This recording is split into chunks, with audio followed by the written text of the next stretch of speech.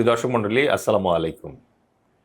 ইদানিং জাতীয় সংসদ আমাদের বেশ রোমাঞ্চিত করছে এবং জাতীয় সংসদে আমরা যে সকল ঘটনা দেখছি তার পরিপ্রেক্ষিতে আমাদের এই যে এরকম চায়ের আড্ডা, কফির আড্ডা, এই আড্ডায় এ ব্যাপারে ব্যাপক আলোচনাও হচ্ছে, সমালোচনাও হচ্ছে।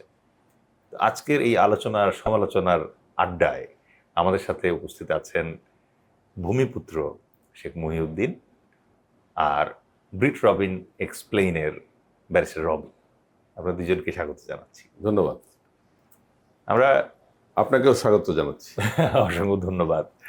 আমরা ইদানিং জাতীয় সংসদে একটা অদ্ভুত জিনিস লক্ষ্য করছি যে যারা বিরোধী দলের আছে তাদের বক্তব্য শুনলে মনে হয় যে সরকারি দলের যারা এমপি এবং মন্ত্রী আছে তাদের বোধহয় আলঝেইমার্স অসুখ হয়েছে, মানে তারা 5 আগস্টের ব্যাপারগুলো ভুলে গেছে। আসলেই কি মানে লোকজন অ্যাপারেন্টলি যেরকম ভাবতেছে যে বিএনপি বোধহয় ওই সংবিধান সংস্কারের যে ব্যাপারটা আছে জুলাই সনদের প্রেক্ষিতে ওইটা নিয়ে একটু স্লাগিশ, একটু মানে স্লো যাইতে চাচ্ছে। এখানে আমি ওই পুরনো আমাদের একটা ধ্যান ধারণা আছে যে মানুষকে জিনে ধরে, ভূতে ধরে। আচ্ছা, তো আমি কিন্তু জিন ভূতের কথা বলি না, আধুনিকভাবে বলি। এখন পার্লামেন্টের দিকে তাকাইলে সরকারি দলের অনেক বক্তাকে আমার কাছে মনে হয়েছে যে এলিয়েনগ্রস্ত কোনো মানে অতি প্রাকৃত এই মহাবিশ্বের বাইরের কেউ আইসা তাদের উপরে ভর করছে এবং তাদেরকে দিয়া তাদের ইচ্ছা মতো কিছু কথাবার্তা বলাইতেছে। তেমনি আপনি যেমন আমি ওনার সাথে ইলেকশনের আগে কিছু অনুষ্ঠান করেছি, সেখানে আমরা কিন্তু ক্যাটাগরিক্যালি দেখাইছি যে রাষ্ট্রের সক্ষমতা, নির্বাচন কমিশনের সক্ষমতা কি ভোট নেয়ার। সেখানে সেই সক্ষমতার প্রেক্ষিতে কিন্তু আজকে পার্লামেন্ট কিন্তু এইভাবে মানে কে জিতবে, বিএনপিও জিততে পারে এবং আমি ওখানে বলতেছি না, কিন্তু ভোটের যে সংখ্যা, এই সংখ্যাটা কোনোভাবেই এইভাবে হতে পারে না। আপনি মিস্টিরিয়াসলি আপনি আরেকটা জিনিস দেখবেন, গণভোটের সংখ্যা নর্মাল মানে সংসদীয় ভোটের থেকে বেশি। আউট পসিবল, এখানে তো এক্সট্রা মানুষ এসে গণভোটের ভোট দেয় নেয়। আচ্ছা, তো এখানে এই ব্যবস্থাটা হইলো। আর সবচেয়ে দুঃখজনক এবং লজ্জাজনক, আমি নিজেই লজ্জা পাই যে এইটা কি জিনিস। ইলেকশনের আগে আমি বক্তৃতা দিলাম একভাবে, আর ইলেকশনের পরেই আমি অন্যভাবে বক্তৃতা দিলাম, তাইলে আমি কে? তাইলে আমার মনে হচ্ছে ওই যে আমি আগে বলছি যে বাংলাদেশের সবকিছু নিয়ন্ত্রিত হয় মাদক মাফিয়া আর দুর্নীতিবাজদের দ্বারা। তো এখন কি আমরা তাহলে সেই মাদক মাফিয়াদের এবং খাদ্য এবং ওষুধের ভেজালের মাফিয়া এবং দুর্নীতিবাজ মাফিয়া, এই অর্থনৈতিক মাফিয়া, এদের কাছ থেকে কি আমরা এখনো মুক্ত হইতে পারি নাই? আসলেই পারি নাই। এবং তারই ফলশ্রুতিতে আমরা আজকের পার্লামেন্টে পুরো জিনিসটাকে এইভাবে আবিষ্কার করছি। কারণ এখানে জনগণের স্বার্থই যদি এখানে দেখা না হয়, এবং আপনি দেখবেন রাজনীতিবিদদের স্বার্থ দেখা হচ্ছে না কিন্তু এখানে, তাহলে কার স্বার্থ দেখা হচ্ছে? রাজনীতিবিদদের স্বার্থ দেখা হচ্ছে না এই কারণে, ধরেন প্রধানমন্ত্রী তারেক রহমান, তার তো সে যেমন বলছে না আমার একটা প্ল্যান আছে, আসলেই তার অনেক সুন্দর সুন্দর প্ল্যান ছিল, কিন্তু এই যে যারা এলিয়েনগ্রস্ত যারা কথাবার্তা বলতেছে, এরা কিন্তু আলটিমেটলি কিন্তু ধ্বংসপ্রাপ্ত করতেছে সেই তারেক রহমানের সফল স্বপ্নগুলোকে।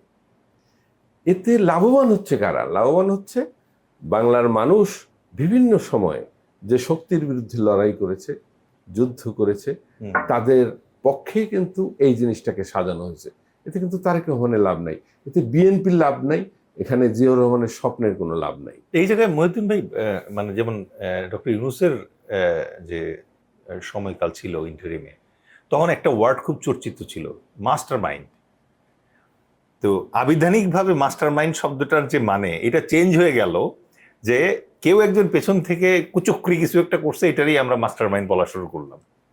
একই রকম ভাবে আমি এইবার এসে দেখলাম ডিপ স্টেট শব্দটা এক একজন এক একভাবে ব্যাখ্যা করে। আপনার ব্যাখ্যা কি? আমাদের এখানে ডিপ স্টেট বলতে কিছু নাই। যদি ডিপ স্টেট বলেন, ডিপ স্টেটও নিয়ন্ত্রিত হয় আরেকটা স্টেটের দ্বারা। তাই এখানে আমাদের তৃতীয় বিশ্বের রাজনীতিবিদরা কেউই নিজেদের প্ল্যানে কিছু করতে পারে না। তারা হচ্ছে সবাই ওই যে আপনার পুতুল নাচ দেখছেন না, এভরিবডি। এখানে তৃতীয় বিশ্বের কোন রাজনীতিবিদ, শুধু তৃতীয় বিশ্ব কি, আমি ওই যে প্রথম বিশ্ব বাশার আল আসাদের একটা ইন্টারভিউ কালকে না পরশুদিন দেখতেছিলাম, ওইখানে তাকে পুরাতন ইন্টারভিউ, ওখানে জিজ্ঞেস করছিল যে ট্রাম্পের প্রথম যে ছিল, টেনিয়ার ছিল, সেই টেনিয়ারের সময় জিজ্ঞেস করছিল যে আপনি কি ট্রাম্পের সাথে এখন কমফোর্টেবল ফিল করেন কিনা। উনি একটা অদ্ভুত কথা বলছে যে দেখেন মানে it's not Trump, Trump is only the performer. অবশ্যই এইখানে যে আদার্স লবিগুলো আছে ওইটার সাথে আমি কমফোর্টেবল কিনা, আপনি আমার ওই প্রশ্ন জিজ্ঞেস করেন। হ্যাঁ হ্যাঁ, আপনি একদম সঠিক বলছেন। আপনি কি বলেন ভাই, ডিপ স্টেট কি আপনি খুঁজে পান? বাংলাদেশের একেবারে যদি পরিচালন পদ্ধতি নিয়ে চিন্তা করেন, হুম মানে আমাকে যদি বলেন, আমি খুব গভীরে গিয়ে আমি এইটা পেয়েছি, মানে আমি আমার পাওনার কথা বলছি। আমাদের, আপনি তো জানেন, উনিও জানেন যে আমার প্রায় 2001 সাল থেকে আমার একটা লিগ্যাল রিসার্চ টিম আছে। হুম তো লিগ্যাল রিসার্চ টিম মানে আমি ল নিয়েই তো গবেষণা করি, এদেশে আইন প্রণয়ন নিয়ে গবেষণা করা, সংবিধান নিয়ে গবেষণা করা। এখন এই জায়গাটাতে ব্যুরোক্রেট কিভাবে পারফর্ম করে, লিড করে, এবং যে আইনগুলো প্রণয়ন হয় সেই আইনগুলো প্রণয়নের একদম শুরু থেকে শেষ ধাপ পর্যন্ত, এবং যে সমস্ত শব্দগুলো দিয়ে পুরো আইনটা নিয়ন্ত্রণ করা হয়, যেটা আমি বারবার আপনাকে বলি যে দূষিত আইন বা বিষাক্ত আইন, সন্তুষ্টি, হ্যাঁ, ওই আইন করাই হয়েছে যাতে ওই আইনটা কার্যকর না হয় এবং সুবিধা মতো ব্যবহার করা যায়, দুদকের মতো। তো একেবারে এই জায়গাটাতে আমার বলতে ভয়ই লাগে যে ওই সত্যটাকে আসলে উন্মোচন করব যে একটা রাষ্ট্র, একটা আইন প্রণয়ন করা হয়, আইন তৈরি করা হয় জনগণের সেবার জন্য না, তাকে কন্ট্রোল করার জন্য, এবং পুরো সরকার ব্যবস্থাটাকে এমনভাবে মুখোমুখি করা হয়েছে যে রাষ্ট্র এবং জনগণ মুখোমুখি, হুম ডিপ স্টেটটাকে জনগণের মুখোমুখি করে দেওয়া হয়েছে। যেটা যদি আমরা সরকারের সেই নিউক্লিয়াস বডিটাকেও যদি চিন্তা করি, তারা কিন্তু জনগণের কোনো অংশ বা পক্ষ না। এই জায়গাটা তো আমাদের আগে বোঝা দরকার। এখন ওই জায়গাটা পরিচালনা করে কে? আমার মনে হয় মহিউদ্দিন ভাই একটু আলতো করে স্পর্শ করার চেষ্টা করেছেন যে ডিপ স্টেটের পরিচালকটা কে, এরকম একটা ধারণা দেওয়ার চেষ্টা করেছে। আমাদের সাধারণ জনগণের বোধগম্যতার অনেক বাইরে, সাধারণ জনগণ তো আসলে বোধগম্যতার বাইরে, তাদের চিন্তন এবং চেতনায় কিন্তু এই ডিপ স্টেট নাই, এই ধারণাটাও তাদের কাছে একেবারেই নতুন। আপনার শতকরা 1% হয়তো সেটা কল্পনা করবে। বলতে মজা লাগে আর কি, একটা সেটা রাষ্ট্র বলে। অস্থিতিশীল করার জন্য বাজেট প্রণীত হয়, এটা কি আপনি কল্পনা করতে পারবেন? তো ভয়াবহ ব্যাপার। না, এটা তো রাষ্ট্র নিজেও করে। না, আমি কিন্তু সহজভাবে বলার চেষ্টা করছি, বোঝাবার চেষ্টা করছি। যদি আপনি বিষয়টা উপলব্ধি করেন, আমাদের ভূমিপুত্র যদি উপলব্ধি করেন, আমি বেশি কিছু বলতে পারবো না।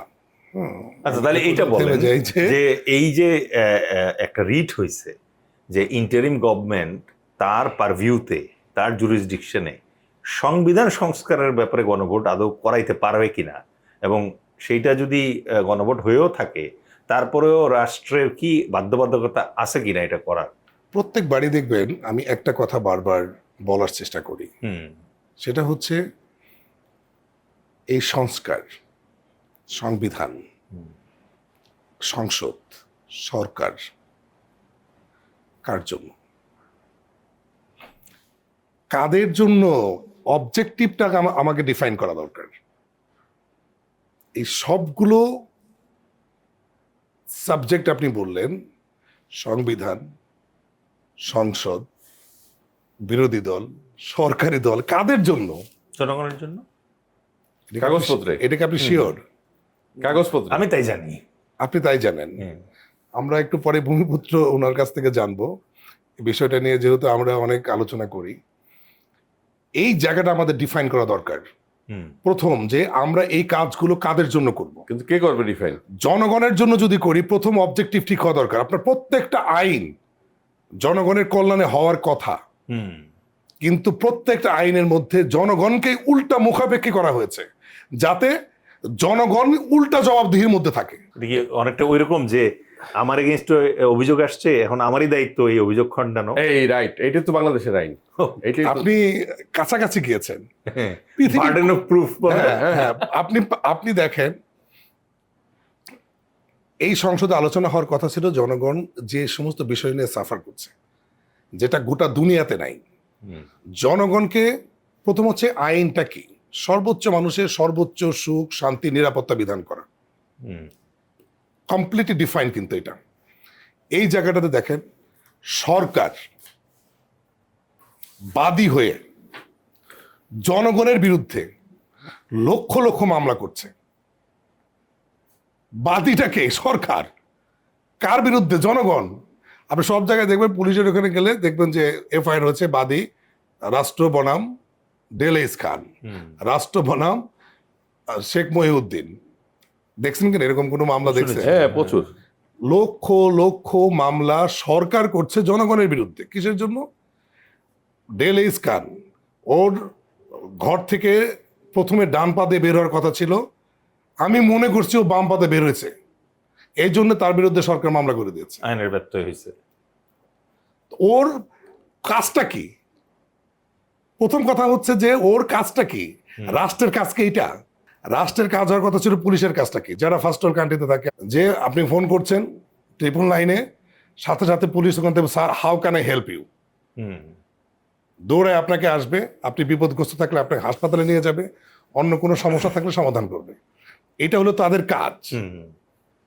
আইন হবে সেরকম। আপনাকে, আপনার বিরুদ্ধে মামলা। সেদিন আমি কোর্টে গিয়ে একটা শিশু বাচ্চা যখন চিৎকার করে কাঁদছে, তার কান্নায় আপনার ওখানকার কোর্টের বারান্দা পর্যন্ত ধরেন ইটগুলা ক্ষয়ে ক্ষয়ে পড়বে, এরকম অবস্থা। আমি বাধ্য হয়ে জিজ্ঞাসা করলাম, বাবা তোমার কি হয়েছে? সে কথা বলতে পারছে না, তারা সে কাঁদছে। পরে দেখলাম আমি বাইরে বারান্দায় একটা বেঞ্চে বসে, ভিতরে বসার জায়গা নাই। আমি জজ কোর্টের কথা বলছি, ভিতরে বসার জায়গা নাই। আমার জুনিয়র একটা বাইরে একটা বেঞ্চে বসার জায়গা করে দিন। আমার পাশে একজন ছিল, তাকে বললাম যে যেহেতু আপনি জানেন যে ফার্স্ট ওয়ার্ল্ড কান্ট্রিতে শিশুদেরকে ফার্স্ট প্রায়োরিটি দেওয়া হয়, আমি ওনাকে কাছে নিয়ে আমার পাশে বসাবার চেষ্টা করলাম, সে বসতে পারছে না। পরে ওই ভদ্রলোকটা বলল যে সে যে কালকে থেকে কাজ শেষে কিচ্ছু খায় নাই। কেন? যে টিসিবিতে চাল কেনার জন্য ওনার মা গিয়েছিল। আচ্ছা। পুলিশ বাদী হয়ে ওনাকে মামলা দিয়েছে, কে বা কারা কার একটা নেকলেস হারানো গিয়েছে, সেটার জন্য ওনাকে ধরে চালান করে দিয়েছে। নেকলেসটা কি ওই টিসিবির লাইনে হারানো গেছে না বাইরে হারানো গেছে? টিসিবি লাইনে হয়তো হারানো গেছে বা বাইরে হারানো গেছে, এই ডিটেলসে যাওয়ার আগে আমি ফ্যাক্টটা বললাম। রাষ্ট্রের কি এই কাজ? রাষ্ট্রবাদী হয়ে এখন কোনো একটা ব্যক্তি নেকলেস হারানো গেছে বলে আমি ওই জনগণকে ধরে নিয়ে, ওই যে আমি বললাম যে দূষিত আইন, যা কিছু বলার আপনি কোর্টে বলবেন, ওর এই ক্ষমতাটা রাখা হয়েছে। সংসদে আলোচনা করবে, জনগণকে এই ধরনের অহেতুক এই যে রাইট, চিলড্রেনের রাইট, আপনি তার কান্নার দাম আপনি কিভাবে শোধ করবেন? এই নির্দোষ একটা মানুষ, সে যদি চুরি করতো বা তার কাছে তো কিছু পাওয়া যায় নাই, সুনির্দিষ্ট করে সে অভিযোগও করে নাই। হ্যাঁ, এখনো কিছু এই মানুষটাকে ধরে নিয়েছে, ধরার পরে যখন তার শিশু বাচ্চা তার বাবাকে নিয়ে গিয়েছে, সে বলছে 1000-5 টাকা দিলে ছেড়ে দেব, না হলে চালান দিব। এখন এই যে কথাগুলো হচ্ছে, কেন সে তাকে ধরতে পারবে? একটা নির্দোষ মানুষকে চাইলেই পুলিশ কেন ধরতে পারে? আবার কেন বলতে পারে যে 5000 টাকা দিলে তোমার ছেড়ে দেবো, না হলে তোমাকে চালান দিব? দারুন, আমরা এই প্রসঙ্গে আবার ফিরবো একটা বিরতির পর। প্রিয় দর্শক মণ্ডলী, সাথেই থাকুন, ফিরে আসছি একটা ছোট্ট বিজ্ঞাপন বিরতির পর। ধন্যবাদ।